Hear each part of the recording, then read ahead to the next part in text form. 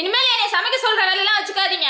ஏன் நான் ப்ரௌனியும் செய்யணும், உங்களுக்கு வீட்ல வேலையும் செய்யணும், சமைக்கவும் செய்யணுமா? அதுக்குன்னு வீட்டுக்கு வேலைக்கு ஆள வைக்க சொல்ற? வைங்க. ஏன் எவ்வளவு கஷ்டமா இருக்கு எனக்கு. ப்ரௌனி செய்யறதுல எவ்வளவு பாத்திரம் வருது, அதெல்லாம் யார் வளர்க்கறது? சரி இனிமே நான் கழுவுறேன், இந்த மாதிரி வேலை செய்ய மாட்டேன், சாப்பாடு செய்ய மாட்டேன்னு சொல்லக்கூடாது, சரியா? பொய் சொல்லாதீங்க. ஒரு நாள் செய்வீங்க, அதுக்கப்புறம் செய்யவே மாட்டீங்க, ஏமாத்துவீங்க. இன்னைக்கு உங்களுக்கு சாப்பாடே இல்லைங்க.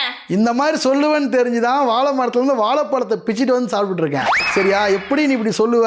உனக்கு ஏகப்பட்ட ஒர்க் இருக்கு, திட்டுவேன்னு எனக்கு தெரியும். நானும் ரெயின்ஸுக்கா பாப்பாவும் வாழைப்பழத்தை வச்சு இன்னைக்கு சமாளிச்சுக்குவோம். பாய். ஏங்க சாப்பிட்டீங்களாட்டுக்குது? தேன் வாழைப்பழம் நினச்சி பச்சை வாழைப்பழத்தை பிச்சுட்டு வந்தேன். எனக்கு பசிக்குது, சாப்பாடு செஞ்சு கொடு.